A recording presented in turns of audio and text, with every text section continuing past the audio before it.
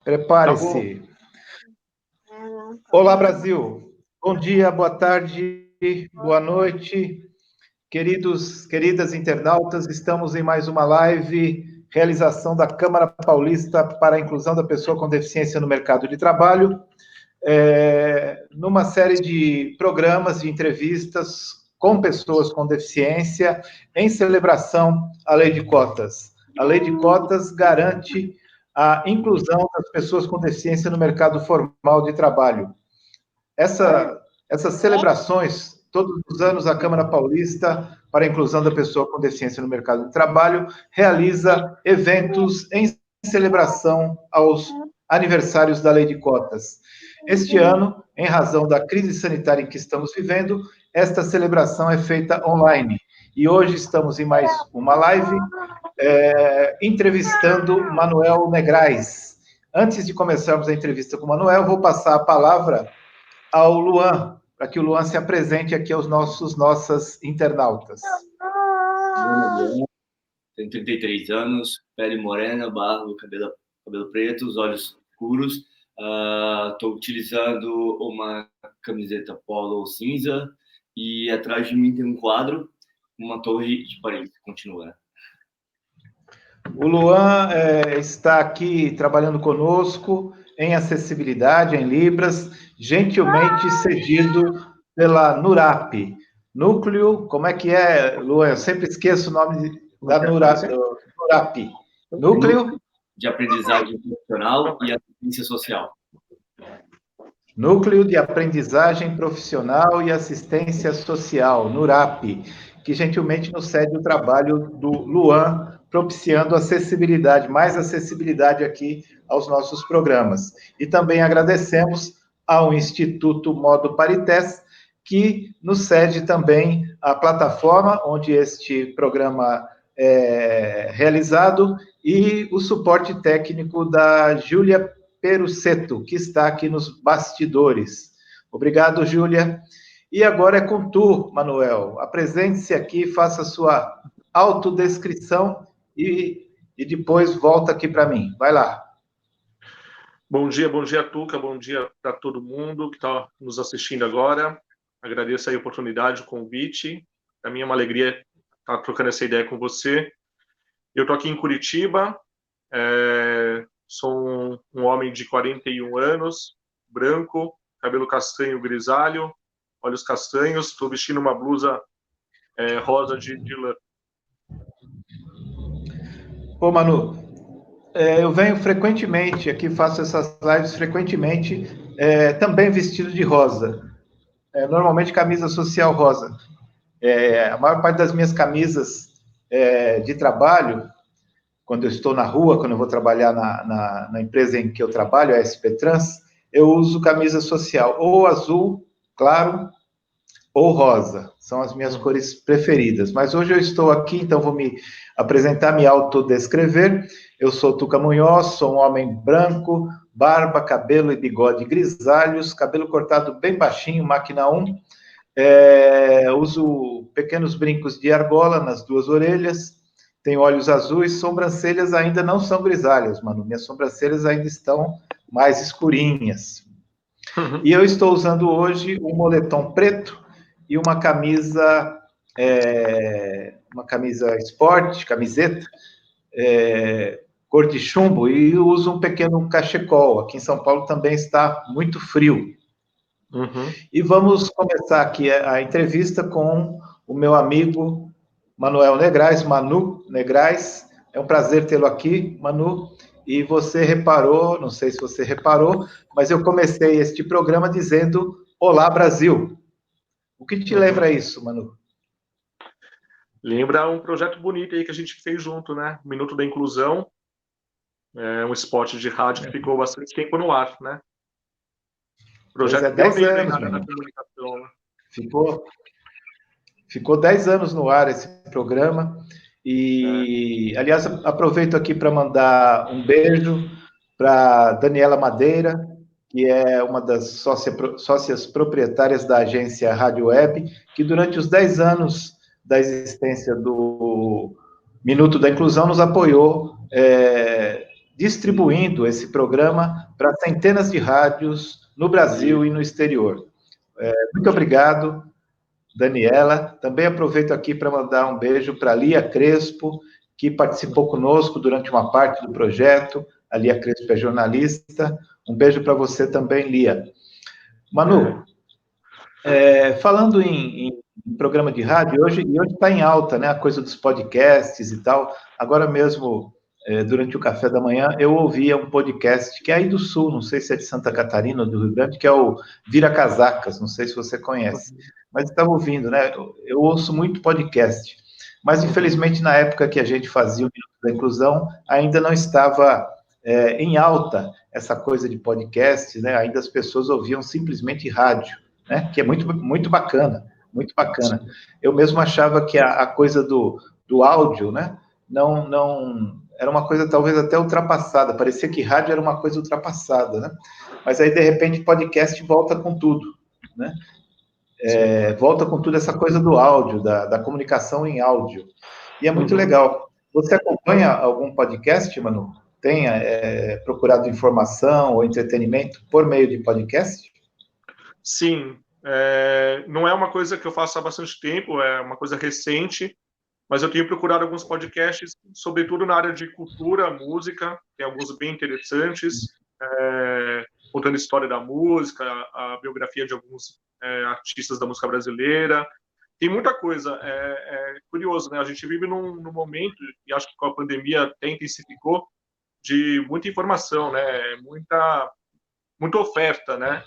A gente até fica meio perdido aí no que escolher. Então, estou descobrindo aos poucos o universo do podcast. Mas tem muita coisa legal no podcast. É uma linguagem nova, de acesso fácil, porque você pode escutar no celular, no transporte coletivo, você pode escutar no carro, enfim. Então, é muito bacana essa nova oferta. Ô, Manu, você é um cara muito ligado nas questões de acessibilidade, né? Sobretudo na coisa da acessibilidade para as pessoas com deficiência visual. E junto a isso, você também é muito ligado à música, né? Você até produz com um amigo, Robson, é isso? Não, o Lucas. Seu amigo que produz o Vitrolando? Lucas, perdão. Então, você produz o Vitrolando e nesse seu projeto, juntamente com o Lucas, você inclui elementos de acessibilidade, né? Fala um pouco para a gente como é que é esse projeto, Vitrolando, apresenta aqui para os nossos internautas, e como é que você inclui num programa musical elementos de acessibilidade. Tá. O Vitrolando eu e o Lucas, a gente tem uma paixão aí pela música há muito tempo. Eu conheço o Lucas há mais de 20 anos, eu conheci o Lucas na faculdade, e a gente sempre teve essa questão em comum. Rapidinho falando, a minha ligação com a música sempre foi muito forte, mas foi justamente no momento da minha perda visual, naquele momento de aceitação, de luto, de busca do entendimento, quando eu comecei a deixar de ler, né? Tive dificuldade de continuar lendo livros e tal, eu mergulhei mais na música, porque a música para quem não enxerga, é totalmente acessível, né? E aí eu intensifiquei essa pesquisa, essa busca por música brasileira, e aí conheci o Lucas, e faz tempo que a gente pensa em projetos, inclusive em podcast, né? É uma ideia para o futuro. E aí a gente montou um grupo no WhatsApp, nesse momento de quarentena, para divulgar o acervo que a gente tem um acervo grande de música, e a gente manda diariamente algumas músicas para os participantes do grupo, e ao mesmo tempo a gente manda informações sobre a história da música, do disco, do artista, e também, juntando aí com uma outra atividade que eu exerço hoje em dia, que é na área da audiodescrição, a gente divulga capas de discos com a descrição da capa, né? Feitas por roteiristas do Brasil inteiro, minhas parceiras aí de trabalho, eu agradeço aqui.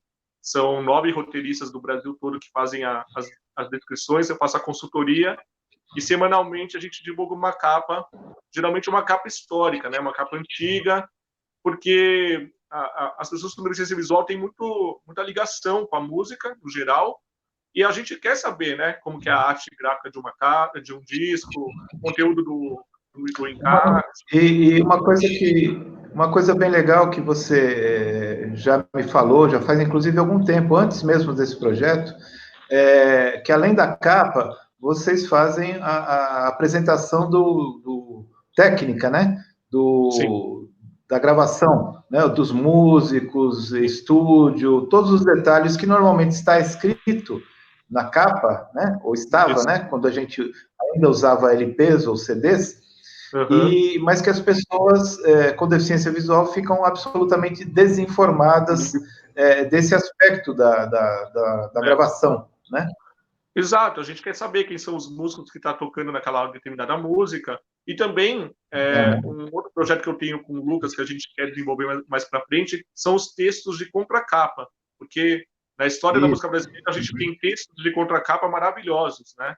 Escritos por grandes Sim. nomes da literatura, da própria música. Então, a gente também está pensando em como divulgar esses textos aí mais para frente.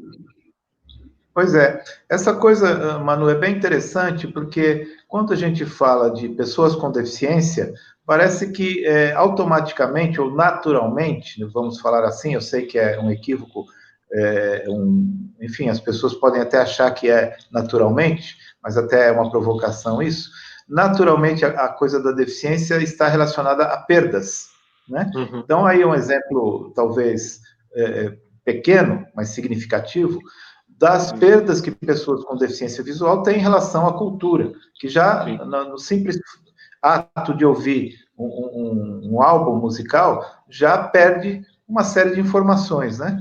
Como é que você vê isso e qual seria, além de ações, iniciativas maravilhosas como a sua, e do Lucas e muitas outras, mas como é que você vê isso, o combate, digamos assim, a essas perdas, a reversão a essas perdas em relação à condição de vida das pessoas com deficiência? E eu gostaria que você falasse isso também sobre um outro aspecto da sua vida profissional, da experiência que você já teve como gestor público. Como é que foi essa sua experiência e quais as ações que um gestor público pode realizar no sentido de reverter essas perdas e desse acerto, digamos assim, dessa dívida histórica que a sociedade brasileira tem para com as pessoas com deficiência? Uhum.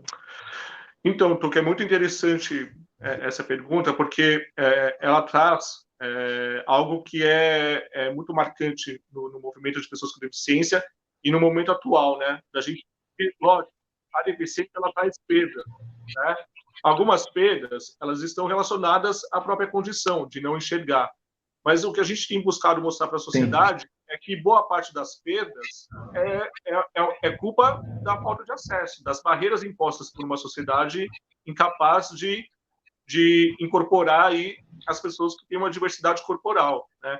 E aí a gente tenta mostrar que isso tá em todas as áreas.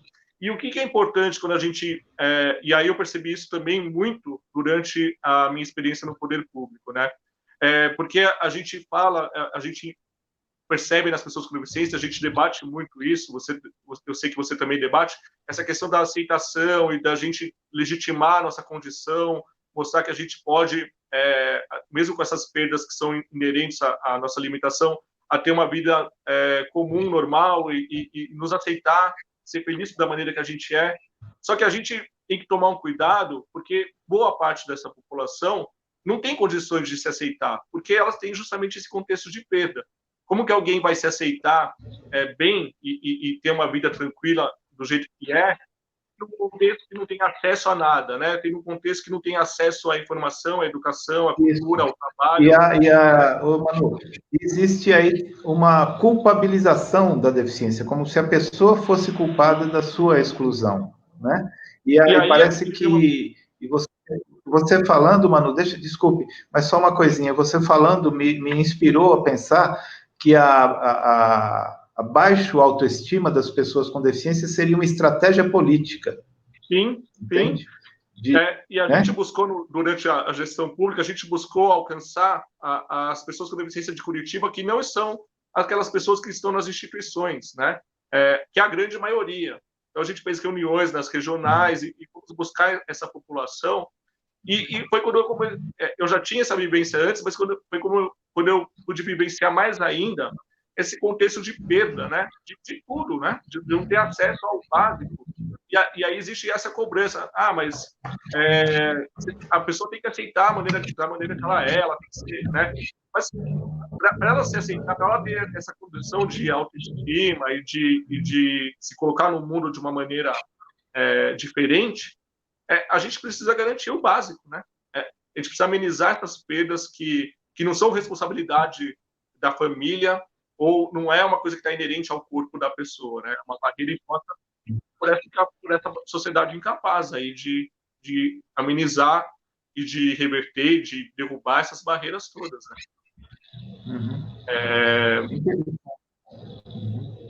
Bem interessante, Manu. Você noção, Tuca, só para complementar, a gente tem uma noção que eu sei que você tem um pouco desse ponto de vista, o quanto somos pessoas com deficiência privilegiadas também. A gente tem que ter noção disso. E, para mim, essa questão do privilégio, que poucas pessoas com deficiência têm, de acessar a informação, a cultura, o trabalho digno, poder construir sua família, a gente tem uma questão de responsabilidade também. Se a gente é privilegiado e a gente tem essa noção mais ampla, a gente tem uma responsabilidade também de mudar esse quadro, né? Sim.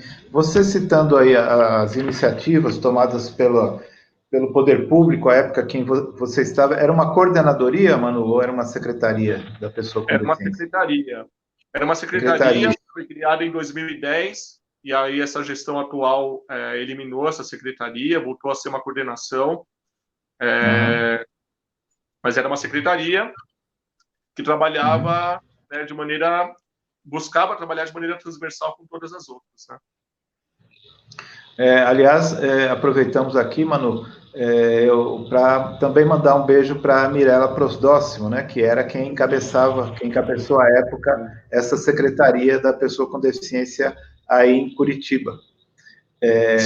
Manu, você, quando falou aí das ações, das iniciativas da secretaria, você disse que eram procuradas as pessoas com deficiência nas relações que elas tinham com as instituições, que é uma coisa muito marcante, né, no Brasil todo, na história das pessoas com deficiência, essa institucionalização. As pessoas estão ainda sempre ligadas a uma instituição. Eu, no caso, né, tenho deficiência física e, durante a minha infância e adolescência, estive ligado fortemente à AACD, que é hoje chamada Associação de Assistência às Crianças com Deficiência.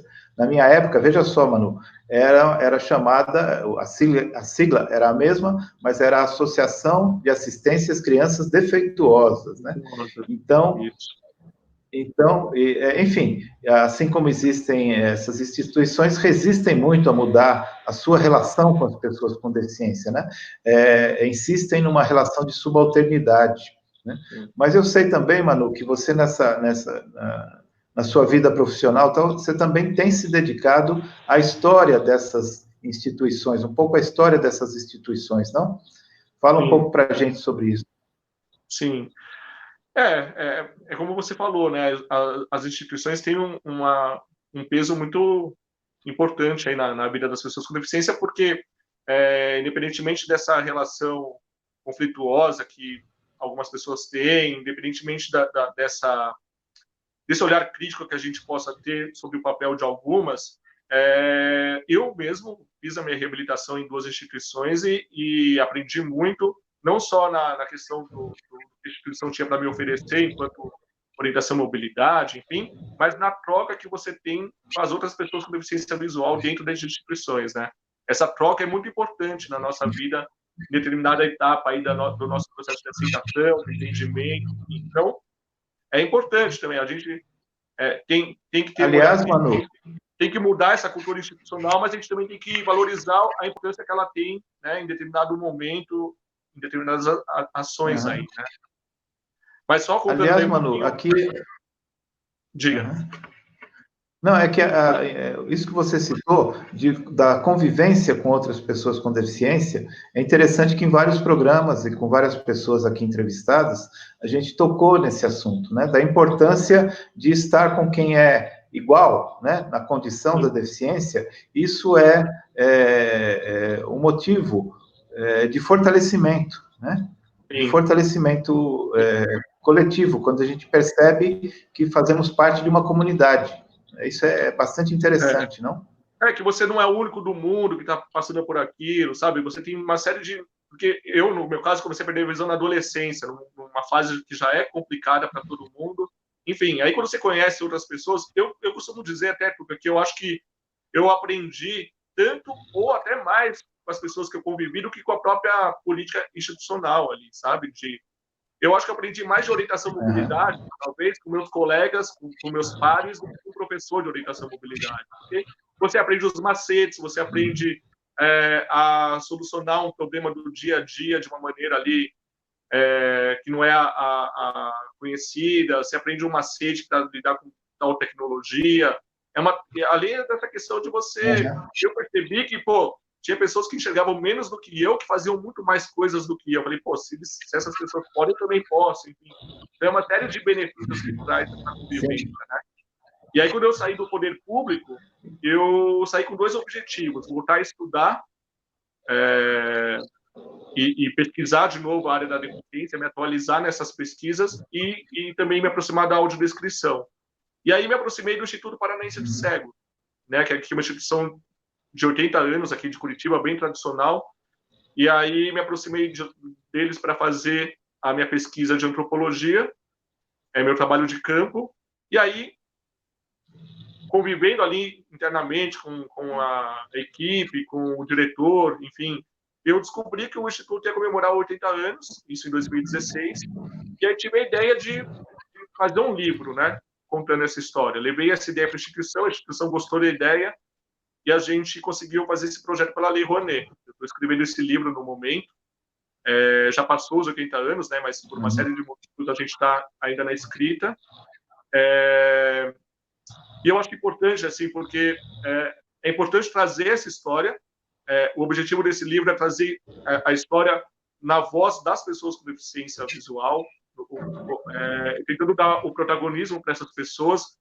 O Instituto foi dirigido, a maior parte do tempo dele, por pessoas que enxergavam, mas sempre lá, desde o início, teve pessoas cegas na direção, como professores ou como diretores técnicos, enfim.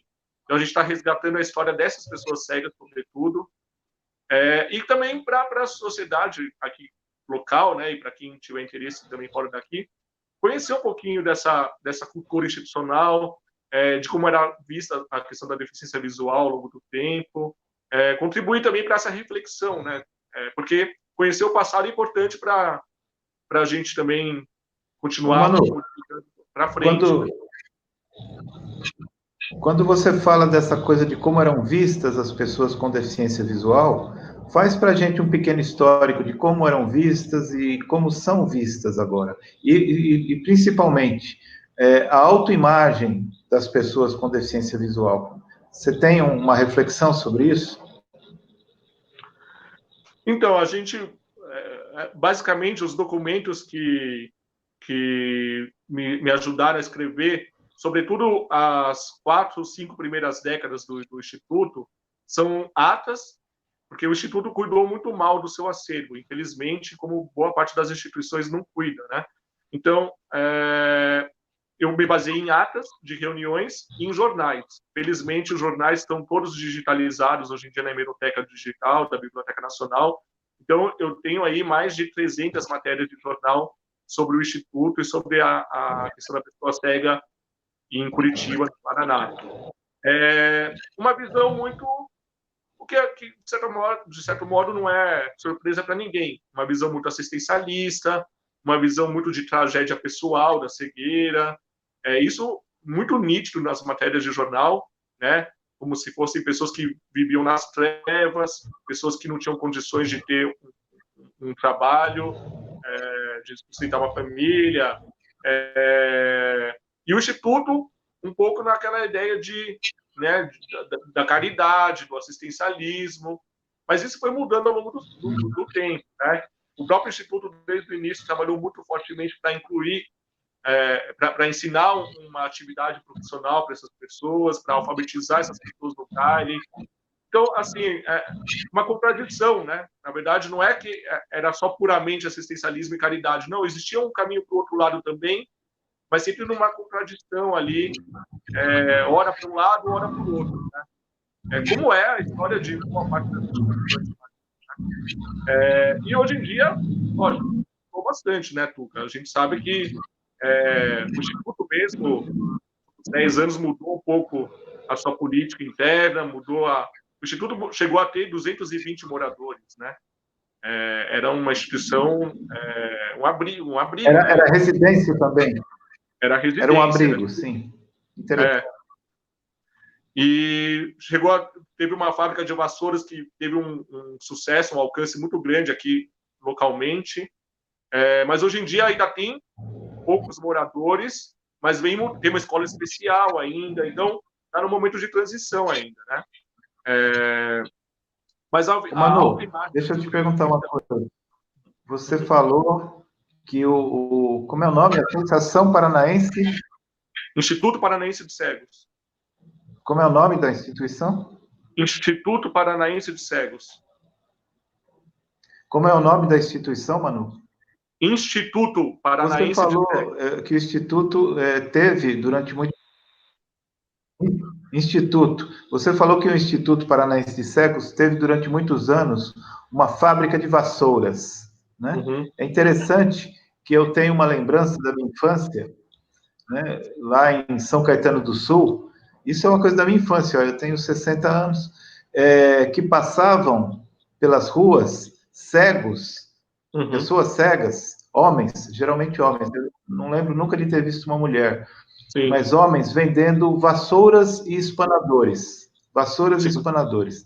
Era uma profissão característica, sim, né, de pessoas cegas. Por algum motivo, achavam que o cego poderia fazer vassoura, assim como eu lembro que a coisa do cego que trabalhava em câmara escura de radiografia, coisas assim, né? Ou era massagista, ou trabalhava em câmara escura, ou fazia vassoura, né? Eram as 3 profissões, sim, destinadas às pessoas cegas, não é? É muito curioso isso que você fala, porque um carimbo, né? É uma ideia que veio de Paris, do Instituto de Paris. Lá em Paris já tinha essa ideia. O Benjamin Constant, quando foi criado na época do Império, já trouxe essa ideia da vassoura, do espanador, e aí isso se espalhou por todas as outras instituições que seguiram o mesmo modelo institucional, né? Com base em 3 coisas: ofício, que era a fábrica de vassouras, a alfabetização em braille e a música como uma atividade importante também. Muitas instituições também no ensino musical como uma alternativa também profissional para o cego, né? Para a pessoa cega. E você falou uma coisa que também aqui em Curitiba também, só os homens trabalhavam na fábrica de vassoura, as mulheres trabalhavam mesmo no abrigo de trabalhos manuais. O abrigo era para homens e mulheres ou só para homens, Manu? Para homens e mulheres. Tá, mas as mulheres trabalhavam com artesanato. É que algumas instituições que tinham abrigos, né, até certo período da história delas, abrigavam apenas homens, né? Sim, e não homens, sim, e mulheres. Isso é outra questão significativa. Não sei se você viu isso nos seus estudos. Sim. Mas só para pegar... Mas você falando aí... Oi. Sim, é verdade. Pois não. É que eu não respondi da autoimagem. Eu acho que isso tem a ver com o que a gente falou agora há pouco tempo, sim, há pouco, que é essa questão do contexto de perdas e ganhos, né? Eu acho que um contexto mais favorável vai contribuir para isso. Eu acho que um contexto de perda, falta de acesso ao trabalho, falta de acesso às condições básicas, é difícil a gente trabalhar com uma autoimagem positiva, né? Sim. Então, aí você coloca essa coisa dessa história, né, da inserção ao mercado de trabalho das pessoas com deficiência, no caso das pessoas com deficiência visual, que era absolutamente restritiva e mesmo excludente, né? Até porque as pessoas, aí no caso das vassouras, dos espanadores, trabalhavam de maneira segregada, né, em tipo de oficinas abrigadas e coisas assim. E isso foi mudando, né? E uma das condições que propiciam ainda e cada vez e fortalecem cada vez mais essa mudança, na inserção do mercado de trabalho, além da legislação, que nós vamos conversar daqui a pouco, é o desenvolvimento e o acesso às tecnologias, não, Manu? A gente falou um pouco aí da tecnologia assistiva da audiodescrição, mas existem várias outras tecnologias, no caso para as pessoas com deficiência visual, que têm contribuído muito, tanto para a autonomia, para a independência, qualidade de vida e inclusão no mercado de trabalho também, né, Manu? Como é que você vê essa coisa das tecnologias? Como é que você pessoalmente faz uso dessas tecnologias e tal? Como é que você está? Que análise você faz dessa coisa do acesso à tecnologia? Bom, é algo que é fundamental para a gente amenizar essas perdas e derrubar essas barreiras, né? Eu, por exemplo, eu aprendi a mexer no computador já não enxergando bem, né? A primeira vez que eu liguei um computador já foi com leitor de telas, então eu não sei o que é usar o computador antes da tecnologia, né? E é fundamental para garantir o acesso ao trabalho, mas também, hoje em dia, tanto o computador de mesa quanto o celular é o que nos coloca em contato com o mundo, né? A informação, noticiário, entretenimento. Então, é fundamental ter o leitor de tela para o celular. Qualquer celular, hoje em dia, já vem com a tecnologia, não é algo que você precisa adquirir à parte. Fora, para baixa visão, tem umas tecnologias específicas também, que a lupa eletrônica, que me possibilitou ler, ainda me possibilita ler livro em papel, né? Que é uma lupa que filma o texto, eu leio pela televisão. Também foi fundamental para eu continuar meus estudos. Acho que para a pessoa com deficiência visual, basicamente, é leitor de telas, lupa eletrônica, já são as tecnologias que a gente precisa para poder ter autonomia no trabalho, no estudo, enfim, no dia a dia, né? É interessante isso que você falou, né, Manu? Que é bem significativo, eu acho, que no caso dessas tecnologias mais específicas para as pessoas com deficiência visual, elas já fazem parte dos equipamentos, né? Durante décadas, tudo que era voltado para as pessoas com deficiência eram coisas completamente diferentes do que eram utilizadas pelas pessoas não deficientes. Hoje em dia, não, né? É o mesmo celular que qualquer pessoa compra, você compra e você usa como eu uso, não sendo deficiente visual, né? É interessante isso. E ele já vem, você não precisa adquirir nenhum outro programa, mesmo que você queira, claro, como qualquer pessoa usa outros aplicativos e compra, ou gratuitos. Mas é interessante que é para qualquer um, né? Então, são já equipamentos universais, não? As televisões, cada vez mais, elas também têm vindo com a tecnologia já embutida, né? Leitor de telas para a gente poder ter autonomia para mexer na televisão também. Exatamente. Então, aliás, mano, você colocou uma questão que é interessante ressaltar acerca da deficiência visual, né? As pessoas tendem a considerar que quando se fala de deficiência visual, você está se falando de cegos, né? Sim. E, na verdade, não é isso. A maioria das pessoas com deficiência visual não são cegas, de fato, não? Tem baixa visão, é isso? A grande maioria. A grande maioria. Inclusive, isso é muito importante, eu quero crer, quando se fala das questões, por exemplo, de mobilidade urbana, né? Então, quando se fala de mobilidade urbana e se pensa na deficiência visual, logo se fala do piso tátil, que tem sua importância. Mas, como a maioria das pessoas não são cegas e tem resquícios de visão, maiores ou menores resquícios de visão, é bastante importante que outros modos de informação, de comunicação no meio urbano sejam desenvolvidas e implementadas, não? Sim.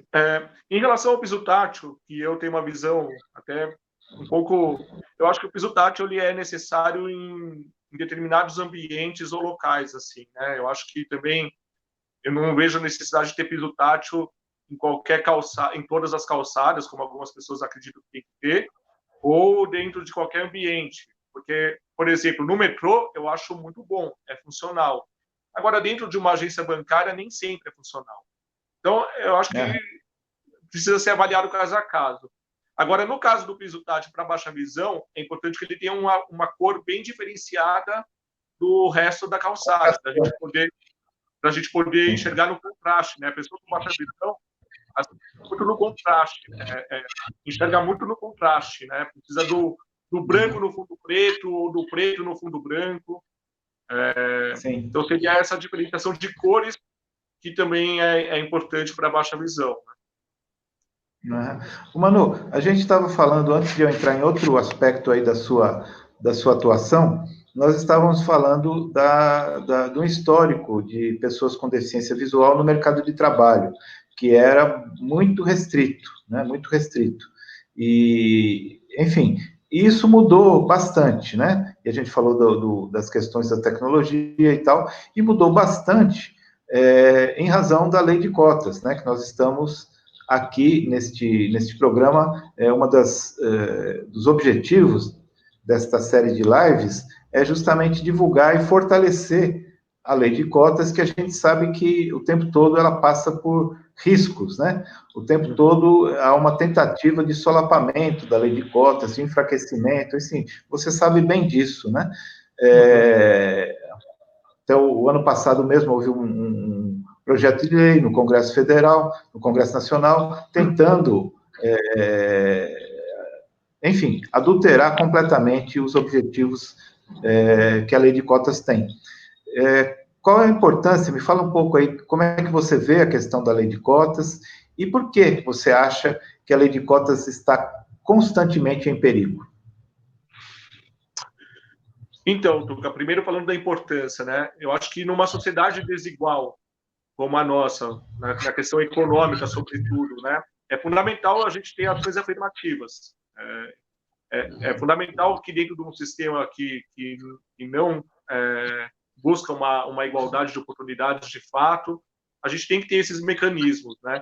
Eu acho que a lei de cotas ela tem uma importância muito grande porque ela favorece que a pessoa com deficiência contribui, né, para que você tenha acesso ao trabalho, a um salário digno, né, quando ela é bem aplicada, né? Um salário digno que você possa, né, sustentar sua família, que você possa acessar produtos, serviços. Eu acho que essa inserção econômica é fundamental e ela também contribui porque a convivência dentro de uma empresa de pessoas com e sem deficiência, quando essa convivência é uma convivência cotidiana, contínua, todo dia, ela contribui também para essa mudança cultural que a gente precisa, né? Para enxergar a pessoa com deficiência como uma pessoa capaz, produtiva, uma pessoa que tem condições de exercer o seu trabalho quando tem as ferramentas necessárias. Então, eu acho que nesses dois aspectos a lei de cotas contribui. Né? Dentro da empresa, você acaba convivendo com a pessoa por inteiro, né? Com aquela pessoa com deficiência por inteiro, não com aquilo que falta nela. Né? Quando a gente convive pouco ou nada, a gente imagina a pessoa com deficiência só pela falta, né? Só pela ausência. Ah, não, ele não enxerga. Mas quando a gente convive diariamente dentro da empresa, a gente começa a observar que não, ele não enxerga, mas ele tem uma série de qualidades e potenciais, né? Então, acho que a lei de cotas tem essas duas contribuições. Por um outro lado, né, tem essa questão eu acho que, antes de falar da questão de desestruturação da lei de cotas, eu acho que uma coisa que a gente avançou pouco e que eu acho que contribuiria muito na defesa da lei de cotas e no cumprimento da lei de cotas, além da fiscalização do poder público eficiente e estruturada, é incorporar isso dentro do sindicato, dentro das discussões trabalhistas. Eu acho que isso acontece, mas é muito pouco. Eu acho que é muito pouco. Eu acho que a classe trabalhadora incorporou muito pouco a luta do trabalhador com deficiência nas suas lutas. Eu acho que é algo que historicamente ficou uma lacuna aí. Eu acho que precisava intensificar mais na pauta dos trabalhadores essa questão, né? Eu acho que tem toda a razão, concordo com você. Isso teria contribuído muito mais. A gente estaria talvez mais avançado nessa questão. E na pauta mesmo, na pauta da negociação entre patrão e trabalhador, na questão mesmo de você lutar pela dignidade, pelo trabalho digno de milhões de pessoas, né? São milhões de pessoas. Né? Me parece, eu acompanhei essa questão sindical durante bastante tempo, fiz parte da primeira formação do Núcleo de Trabalhadores com Deficiência da CUT, dos Sindicatos Metalúrgicos do ABC, enfim, do glorioso, sempre digo, né, glorioso Sindicato dos Metalúrgicos do ABC, e eu percebi, né, ainda que seja a época ainda hoje um sindicato progressista, combativo e tal, mas teve grande dificuldade em incorporar essa pauta. E, de fato, nunca incorporou plenamente. Nunca incorporou E plenamente. ainda tem, né? É isso. Agora, em relação à desestruturação, Tuca, eu acho que assim, uma coisa importante, né? É lógico, a gente tem que lutar para a manutenção e para a aplicação da lei de cotas. Eu acho que a gente tem que buscar que o Estado cumpra o seu papel de fiscalização, as empresas também cumpram o seu papel. Eu acho que os sindicatos têm esse papel, o movimento tem um papel importante de cobrança. Agora, a gente também está no momento do sistema capitalista que não é mais o momento, não é mais o sistema capitalista clássico da relação capital-trabalho como era há 50 anos, há 40 anos e há 30 anos. Então, existe também um predomínio do capitalismo financeiro que exige também que o movimento fique atento para que incorpore e garanta um trabalho digno para as pessoas com deficiência de outras maneiras, e não essa relação formal. Mas eu digo assim, a relação está mudando, né? O próprio sistema capitalista não propõe mais que seja só um trabalho clássico dentro de uma empresa, de uma indústria, né? E aí eu acho que a gente também tem que ficar atento para isso, porque essa precarização, na verdade, e que aí a questão da lei de cotas está inserida, e querem precarizar também por isso, é para todo mundo, né? Então, quais são as novas formas de trabalho? Quais são as novas formas de garantia de direitos básicos, né? Que estão aparecendo e que estão aparecendo como pauta e que devem ser a nossa luta. Então, a gente também tem que ficar atento para incorporar a questão da deficiência nessas novas pautas e nas novas lutas. É interessante isso que você coloca, aliás, bem interessante, valeria a pena uma longa conversa apenas focado nisso, mas eu lembro agora que, sobretudo no momento em que estamos vivendo, está em alta bastante a questão do teletrabalho, não só para as pessoas com deficiência, mas para muita gente. Eu mesmo estou em teletrabalho. Mas, e aí, no ensejo, né, as pessoas aproveitam para defender o teletrabalho para pessoas com deficiência, né, que pode ter algumas vantagens, mas que carrega perigos, não é? Porque justamente, acho que você coloca muito bem isso numa parte aí da sua fala, dizendo da importância das pessoas com deficiência estarem no ambiente de trabalho incluídas, junto com outras pessoas, né? Por outro lado, o teletrabalho pode facilitar muito, sobretudo quando existe a falta de condições de mobilidade das pessoas, sobretudo pessoas talvez com deficiências mais severas e tal, né? Mas isso é uma coisa que tem que ser medida e pesada com muito cuidado, né? Senão a gente acaba criando situações de exclusão e não de inclusão. Mas o tema que você coloca é muito interessante. Da acesso, né? Exatamente, exatamente. Se é aquela coisa, se o deficiente não vai, não tem acesso, o deficiente não vai, né? Então cria-se um círculo vicioso, né? E por falar, Manuel, em ir e voltar, que é um dos temas assim fundamentais na vida das pessoas com deficiência, em todo mundo, né? Mas das pessoas com deficiência em particular, porque as dificuldades se potencializam, se multiplicam, se avolumam, então.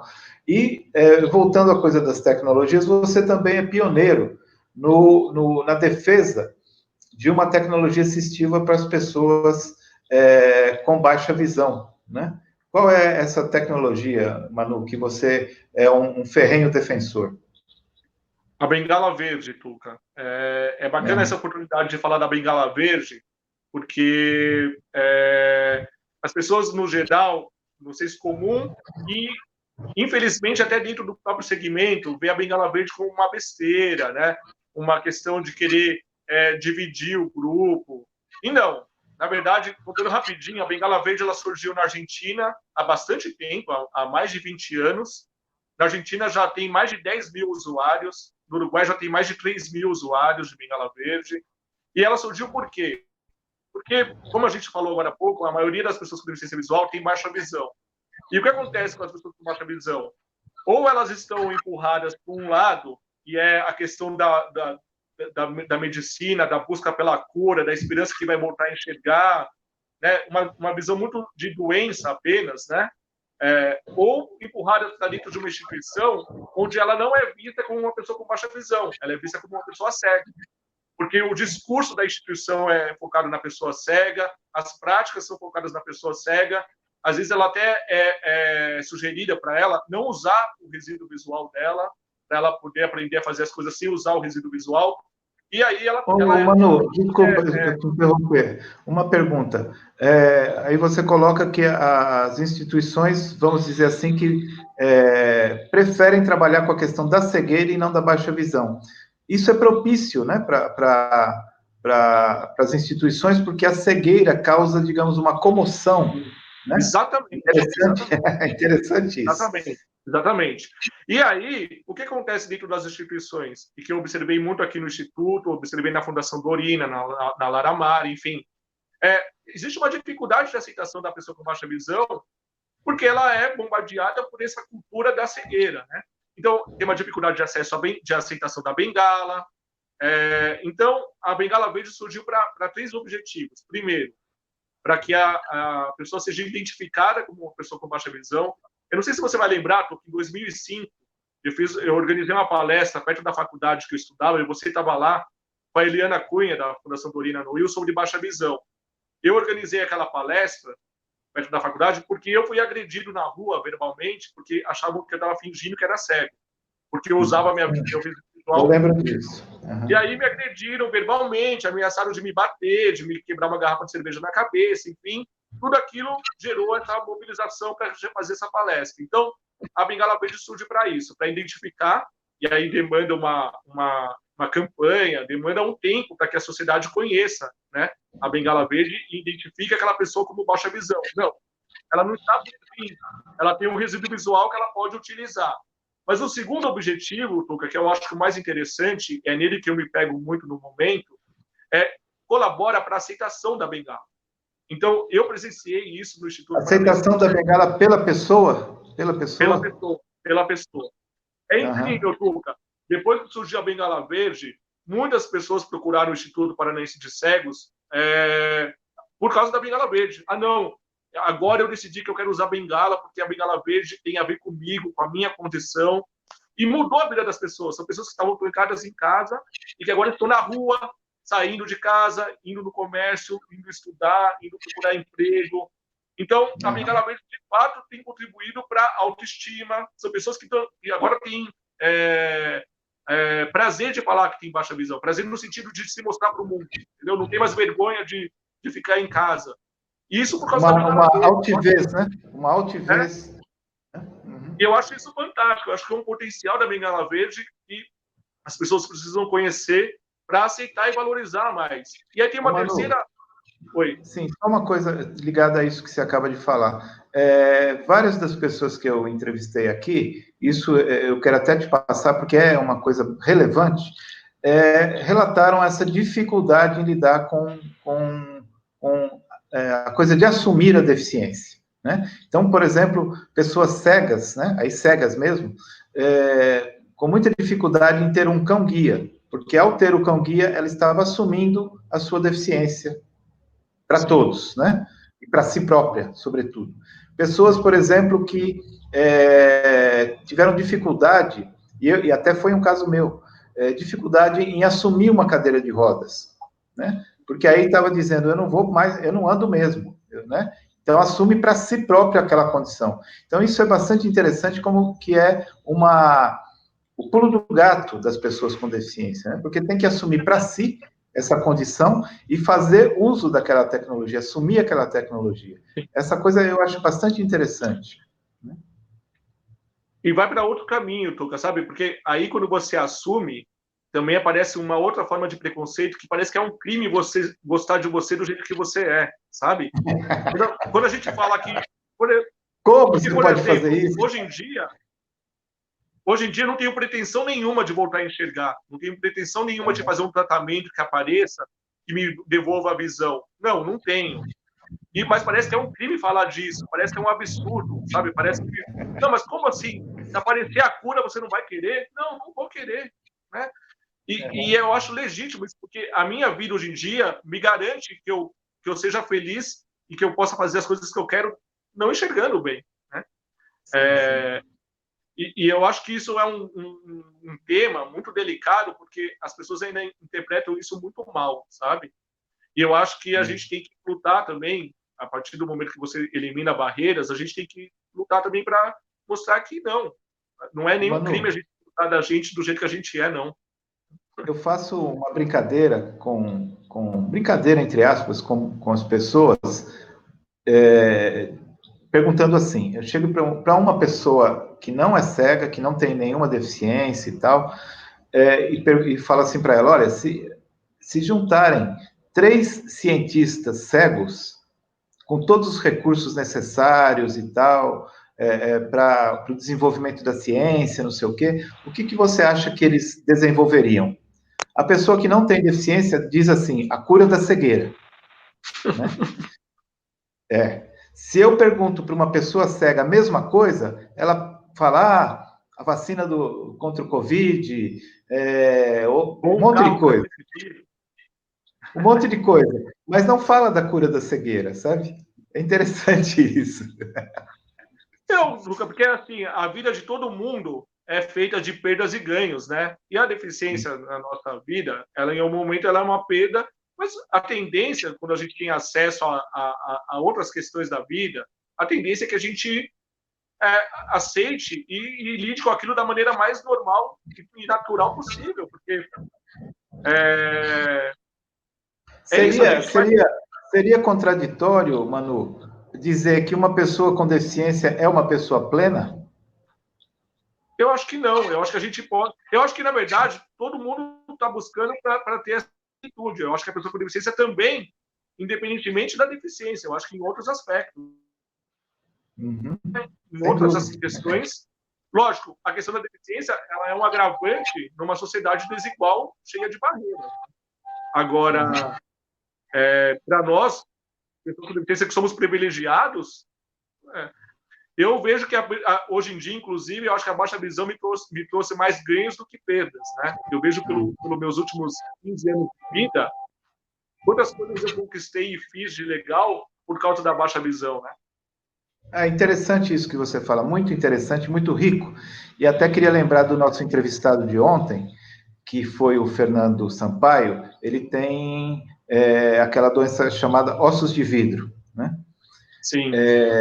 E ele é uma pessoa extremamente frágil, fisicamente extremamente frágil. E ele disse que essa fragilidade o fortaleceu, né? Sim. E exatamente isso que você acaba de falar, Manu, né? A sua deficiência te propiciou, te proporcionou ganhos na vida, né? E acho que é meu caso também. Talvez eu não estivesse na situação em que eu estou, em vários aspectos, econômica, social e tal, não for a deficiência, né? Que me propiciou uma série de caminhos que eu, por habilidade, por sorte, por conjunturas da vida, pude trilhar. É interessante esse aspecto que quem não é deficiente, quem não tem deficiência, tem uma enorme dificuldade em perceber, compreender e, sobretudo, aceitar isso, né? E sabe o que é o pior de aceitar? E quando a gente fala isso, que é justamente para desconstruir, as pessoas aí passam a considerar a gente como exemplo de superação. A gente sai do fogo e cai na frigideira. Exatamente. Mas é isso. E é lógico, né, Tuca, que teve coisas que eu perdi. Lógico, eu tenho limitações inerentes à minha baixa visão. Eu não posso mais assistir uma partida de futebol no estádio da maneira que eu gostava. Eu não posso dirigir um carro. Eu não posso jogar bola com as pessoas que enxergam. Mas, e o número de coisas que eu ganhei com isso, né? Então é isso. A gente tem que valorizar e focar no que a gente ganhou e tentar trabalhar as perdas porque frustração todo mundo tem, né? Até porque, mano, olha só, os exemplos que você deu, né? Jogar bola, assistir uma partida de futebol, dirigir um carro, são tão irrelevantes, de fato, absolutamente. Mas as pessoas coitado do cara, não pode assistir uma partida de futebol. Porra, meu, e daí? Né? Grande coisa. Mas até tem exemplos de coisas que eu gostaria de fazer, sabe, Tuca? Que são coisas bobas do cotidiano, mas que eu gostaria, sabe? Eu gostaria de jogar bola, mas jogar bola no futebol de cego eu não posso, porque quem tem pigmentar é perigoso, né? Tem Você vai ter uma, como é que chama? Uma contusão logo de cara, viu, mano? Não vai. Não, é perigoso para você Não ter entra algum nessa. descolamento da retina, né? Não entra nessa, não. Você vai levar uma canelada logo de cara. Ô, Manu, eu queria. Temos ainda 5 minutos de bate-papo e eu queria conversar com você agora um pouquinho sobre um tema que eu tenho destacado com todos os homens que eu entrevisto aqui e os homens que são pais, que eu gosto muito do tema paternidade e pessoas com deficiência, né?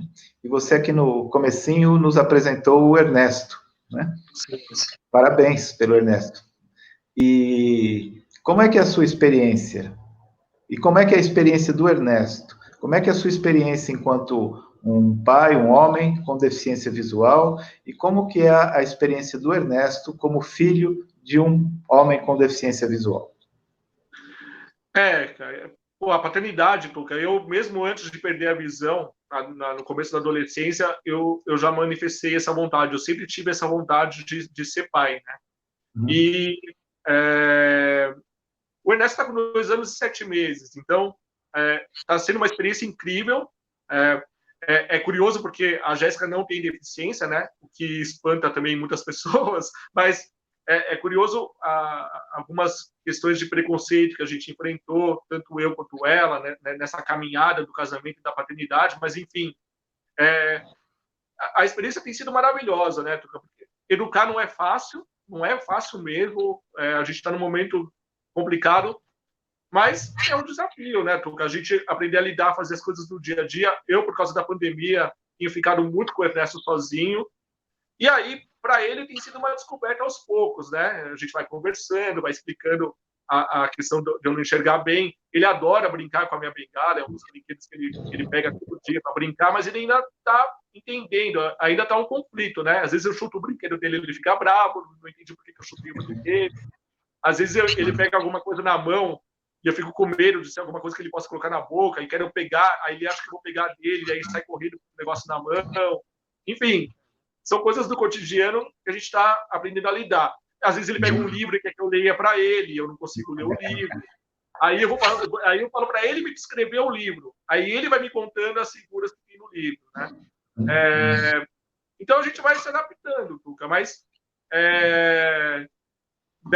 diferentemente do que muita gente imagina, a gente busca fazer as atividades do dia a dia, dar banho e tal, fico com ele bastante sozinho, e acho que é nessa convivência, sobretudo, que ele vai naturalmente entender as minhas limitações, né? E ele também vai aprender a lidar com isso, né? Interessante, Manu, que a gente percebe, e a sua fala me trouxe bastante isso, que é também as possibilidades, e isso eu acho que soa muito estranho para as pessoas sem deficiência, mas no caso das crianças, dos nossos filhos, das minhas filhas, do seu filho, é a possibilidade que essas crianças têm também de um ganho, né? De uma convivência, eu nem me refiro a uma convivência com pessoas com deficiência, mas da convivência com outras possibilidades de estar no mundo, de outros jeitos de estar no mundo e de extrair do mundo, extrair das relações, coisas interessantes, a riqueza que isso pode oferecer, não é? É interessante isso também, né? Do que a gente pode, naturalmente, com a nossa deficiência, oferecer de riqueza, de uma experimentação diferenciada para os nossos filhos e filhas, não é? E é uma troca constante nesse aspecto, né? Constante. É no dia a dia mesmo que a gente vai percebendo esses detalhes, essas novas possibilidades, esses novos caminhos. E eu percebo muito que o Ernesto é muito atento, ele é muito ligado nisso, ele está o tempo inteiro observando. Coisas que eu falei há algum tempo, ele volta naquele assunto, Sim. sabe? Então, a gente se surpreende, né? A gente se surpreende com isso. A gente se surpreende, né? Se surpreende com essa... A gente acha que criança é boboca, né? Mas tá ligado ali o tempo todo, né? Tá ligado o tempo todo. É interessante quando você falou também de ele descrever o livro para você, né? Então, quase como que se os papéis se invertessem, né? Sim, sim. Porque ele adora livro, né? É uma das coisas preferidas dele. Ele tem uma biblioteca grande já e ele é louco por livro mesmo. Então, eu estou sozinho com ele pega o livro e fala: lê para mim, papai, lê para mim. Aí eu sento com ele no colo e falo: não, Ernesto, não é, lembra, o papai não consegue ler, mas vai me contando você o que tem aqui nessas páginas. Aí ele vai descrevendo tudo com detalhe. Eu vou perguntando para ele, estimulando que ele faça mais detalhes ainda. E aí a gente vai, né? Isso, legal. Manu, nosso tempo esgotou-se, né? Nós teríamos muito a conversar ainda. Cada um dos temas que a gente abordou, a gente poderia explorar bastante mais. Eu te parabenizo muito por todas as suas iniciativas e admiro muito essa coisa do seu trabalho com acessibilidade, né? A gente nem falou do seu trabalho com audiodescrição, por exemplo, né? Seria mais um tema que a gente poderia falar muito. Falamos um pouquinho na questão lá ligada ao seu trabalho com música, mas é outro aspecto do Manuel Negrais bastante interessante. É um profissional, né? Você é um profissional em audiodescrição, não, Manu? Então, seria... Saí da prefeitura com esse objetivo de buscar também informação nessa área e tive sorte de fazer uma pós-graduação também em audiodescrição. Então, e você vê, né? A gente, quão ricas são essas ramificações da acessibilidade, né, Manu? Das tecnologias todas que a gente cada vez mais, felizmente, temos ao nosso dispor. Não todas as pessoas com deficiência, porque assim como no campo das pessoas com deficiência, as injustiças sociais estão presentes, né? Alguns têm, outros não têm, né? Então, nosso papel também é contribuir para que o acesso, a acessibilidade seja acesso a direitos também, né, Manu?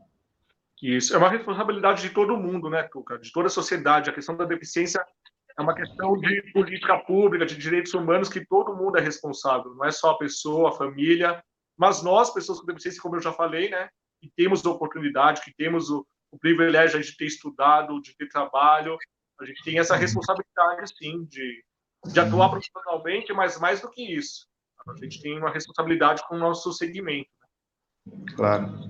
Mas eu volto a te agradecer, Manu. Um grande prazer em entrevistá-lo, um grande prazer em revê-lo, um grande prazer em conhecer, aí ver pessoalmente, vamos dizer assim, o Ernesto, a Jéssica também. Manda um beijo aí para todo mundo. Aliás, manda um beijo para sua mãe também. E espero que a gente se reencontre, seja aqui, seja pessoalmente, se reencontre brevemente. Para você também, eu agradeço e parabenizo, viu? Eu tenho acompanhado as entrevistas, só gente boa aí falando, gente bacana, contribuindo para a sociedade, contribuindo para o segmento, muito bacana. Legal, muito obrigado, Manu. Forte abraço para você. Obrigado, Luan. Mais um dia aqui juntos. E na segunda-feira eu quero convidar a todos, a todas, para uma entrevista que vai ter um diferencial, que é a entrevista com a Anita Gonçalves, que é uma mulher com deficiência auditiva. Então, nós teremos aqui na live alguns cuidados, alguma atenção diferenciada na entrevista com uma mulher com deficiência auditiva. Então, convido a todos para, na segunda-feira, nos encontrarmos novamente para uma nova entrevista, uma pessoa muito interessante, que é a Anita. E agradeço novamente à Câmara Paulista para a Inclusão da Pessoa com Deficiência no Mercado Formal de Trabalho, agradeço ao NURAP e ao Instituto Modo Parités. Agradeço também a Júlia, que está aí nos bastidores, no apoio aí na coxia. Agradeço novamente ao Luan. Um forte abraço a todos e todas e até a próxima live.